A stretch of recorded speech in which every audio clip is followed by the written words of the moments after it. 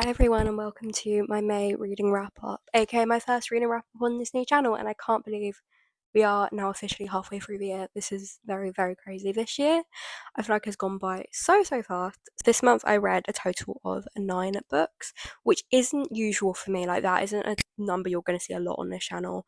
I did do my 24-hour readathon this month, which probably explains a bit of the uptake, is that the right word? A bit of the high levels of reading, because I usually average around 6 or 7. I did not do that on purpose, I promise. I usually average around 6 or 7 books a month. This isn't going to be a number you see a lot on this channel. You see me looking down a lot is because I have my Goodreads and all my stats on my iPad down below me. So the first book I read this month was me continuing to get through the Julia Quinn Bridgerton series, because the TV show genuinely is my favourite thing in the world. So I wanted to read the books and kind of see how they differ. If you want a video of me talking about the books, I will do that, because I only have 2 books left in this series and I'm completely finished. So that'll be fun. I still need to read Queen Charlotte, but other than that, so I started this month with reading To Sir Philip with Love, which is the 5th book in the series, and it focuses on Eloise. If anyone knows anything about me, Eloise, I was so excited to get to Eloise's book in the series, because she is one of my top 3 characters from the show. Her, Benedict, and Francesca were my 3 favourite in the show. So I was so excited, and also just because in the other books in the series, we see her a lot. She's quite a featured character compared to the other siblings.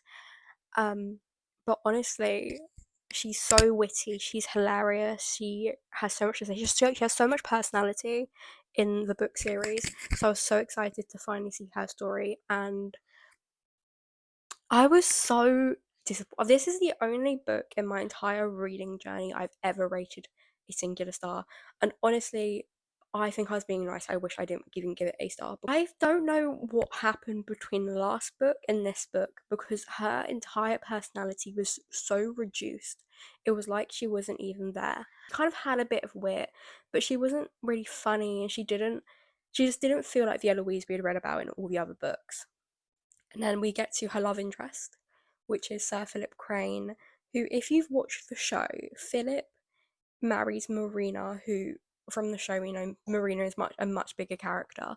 In the books, you don't actually ever meet Marina in the books until this book. Marina ends up passing away, which this isn't a spoiler, it's on the back of the book.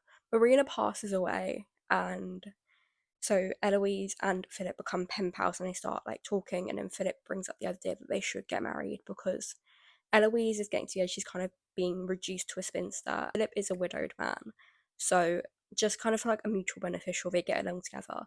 But Philip genuinely is the most insufferable, misogynistic, rude man I've ever read about in my entire life. The way he talks about Eloise, when he talks to Eloise, the way literally he just wants to get married so someone will look after his children, and he's honestly the he's an awful dad. Like, and he will self-admittedly say he's a bad dad because he doesn't listen to his kids. So you think we'll kind of get a resolution to the fact that he doesn't listen to his kids and he doesn't understand why they don't want to talk to him. But no, we get absolutely no resolution to that. He doesn't try with his kids the entire time. This book genuinely is the embodiment of why I hate men. Like, genuinely. And I don't know why this book in particular, because I think obviously the time period we're reading about has a lot to do with the way the men are written, because men back in those days were not the nicest of people, and misogyny was at an all-time high and all of that. And I think you can see it in the way the Bridgerton brothers are written. Like, they do kind of somewhat the things they say, especially I think in Benedict's book, the way he kind of talks about Sophie and stuff like that, I really hated as well. Anthony as well, he does it a lot. But I don't know why Phillips in particular was so disgusting. And like, so I can't really blame it on the time period, because none of the other boys were written this badly. And if I have to hear this man talk about plants one more time, his entire personality was he hates women, he's misogynist about women, he hates his children, and he goes to his greenhouse and does things with plants. That's the whole thing. And he never gets better. Like, I don't read about Philip and think, oh, I kind of, he's not a misunderstood character, he's not misjudged, he genuinely is just the worst. So So the next book I read this month was Love and Friendship by Jane Austen, and this was the start for me wanting to kind of read more classics.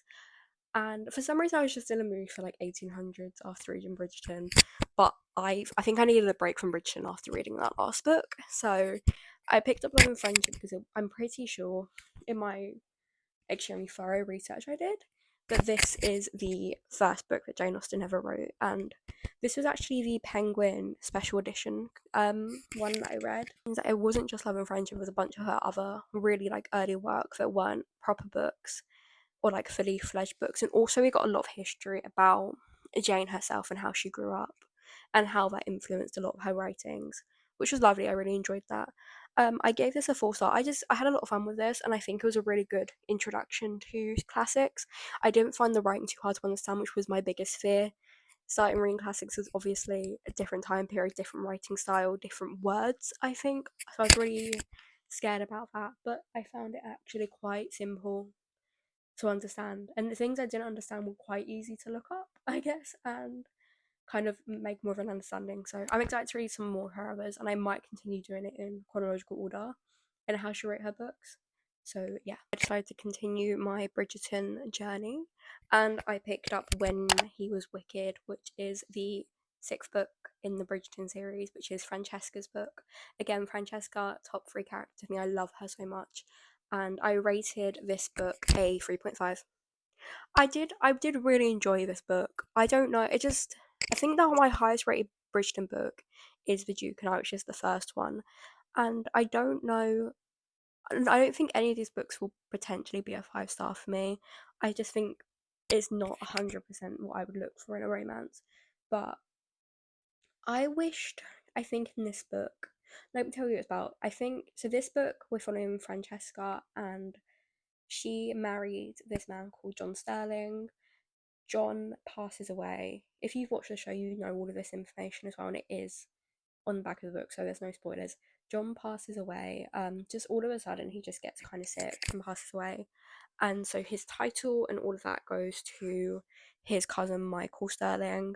Michael very much is like the womanizer, rape, like bad boy of London, and he very much does not want this. And he's actually really good friends with Francesca, who was John's wife, and they end up kind of just falling in love through their grief and learning how to deal with grief. I think I do really enjoy them together, and yeah, I think my issue with this book and why it wasn't higher than a 3.5 is because I loved the characters so much, but I wish we got more of them. I wish we learned more about like we kind of skipped over a lot of there's a big time jump in this book, and we really much skipped over their grieving process and all of that, and I wish we saw more of that. I think Francesca's character was very much reduced to the fact that she wanted a baby, and that was all we kind of learn about Francesca. She wants to have kids, and like I don't think that's an issue, but I wish we learned more about Francesca, because Francesca's the sibling you don't see a lot of in any of the other books, because she's already married and gone off, so you don't see a lot about her. So it's not like we had background knowledge of Francesca. All we knew about Francesca is what we read in this book, and the only thing that was really talked about for her was the fact that she wants a kid. So I wish we learned more about her in general. The next book I read was actually Boat Baby, which is a memoir by Vicky Wynn. I think that's how you say her name. Again, there's no rating for this because I don't write memoirs. This was just, I'm trying to read a memoir a month if I can. This was just about her journey. She was born in Vietnam when it was a very communist country, and how she makes her way over to the United States, and how there was a lot of racism, and how she kind of had to learn how to like fit in while also not fitting in because of where she was born, and how she become a news correspondent and kind of beat the odds in that sense. And I just thought this was a really fun book, and there's not much to say. This is a fun memoir to pick up, and yeah, I really enjoyed it. 5 star read for the month, and that was Seek the Traitor's Son by Veronica Roth. And this is the first book in her new series, which is the Burning Empire series. If you guys don't know, Veronica Roth is the author of the Divergent series, and the Divergent series is probably one of the most popular dystopian teenager series, like teen YA series. I think like just under the Hunger Games and the Maze Runner is where Divergent would fall in. Maybe even more popular than the Maze Runner, actually. But yeah. Also had a movie series that I don't think was ever actually completed, but those movies, Tobias Eason had my heart.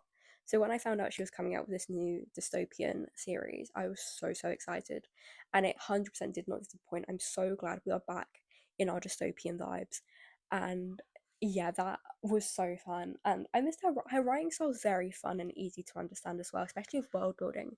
There's a lot of world building in this book, but she wrote it in a way that didn't feel very overwhelming. I very much understood what was going on the entire time. In this book, we are following our female main character, Elegy. I have no clue how to say her name. I said it different times every single time I read the book. Um, Elegy. Anyway, she is a soldier. She's a soldier kind of defending her country from this other nation called the Talasar. The Talasar. I'm really bad with pronunciations for fantasy books. These ones in particular were so hard. But she actually finds out she's part of this major prophecy. I think the prophecy is between either her, leader of the Talasar, who is Rava, and they don't know who it's about, but they think they both fall in love with this one man. And it's basically about them trying to figure out who the prophecy is about and their kind of resistance against this other force. And yeah, it was so fun. I really enjoyed this one, and I'm just so glad dystopia is back. I have missed my dystopian vibe so much. We still have the Hunger Games. The Hunger Games series is still going strong, but I feel like dystopian was a genre that really died out, and I'm very glad Veronica Roth is single-handedly pulling it back. So the 5-star high did not die with Seek the Traitor's Son. Next, I read Reckless by Lauren Roberts, and I also rated this a 5-star read, which I feel like is quite a controversial rating for this book because when I look online at ratings of this book and reviews, people really don't enjoy it, and I get it. I completely understand why. I did a whole TikTok review of this book if you kind of want to see like my immediate thoughts of it. I put it as soon as I finished reading the book. This is the second book in the Powerless series, so we're kind of also right off the aftermath of Powerless. We get straight back into the story, and I'm not going to go too in depth just because it's the second book in a series, so I don't want to spoil anything. But I understand why people didn't love this book because it is very. Nothing happens in the book at all. It's very character driven. But I love Kai and Pei so much that I would honestly watch paint dry for 10 hours. I would read that because I love them that much. So I feel like the banter and the yearning was so much better in this book compared to Powerless. I know the storyline of Powerless is unmatched. I loved it so much. But I think the yearning and the banter in Reckless was like 10 times better than Powerless. And I'm sorry to say that. Unpopular opinion. So these are the books that I did really talk about in my 24-hour readathon. So if you want my full unfiltered reviews, please go over and check out that video. It's the last video I posted on my YouTube channel, so go check that out. But I read 3 books in that video. The first one I read was The Gull, which is the 4th book in the Off-Campus series because I am riding the high of the TV show and I needed to finish the series. This is Taka and Sabrina's book, and I rated this a 3-star. And I think the main reason I rated this a 3-star and I didn't enjoy it as much as I kind of thought I would is mainly because the main trope in this book is, again, this is not a spoiler, it is on the back of the book. The main trope of this book is accidental pregnancy, which is a trope I absolutely hate.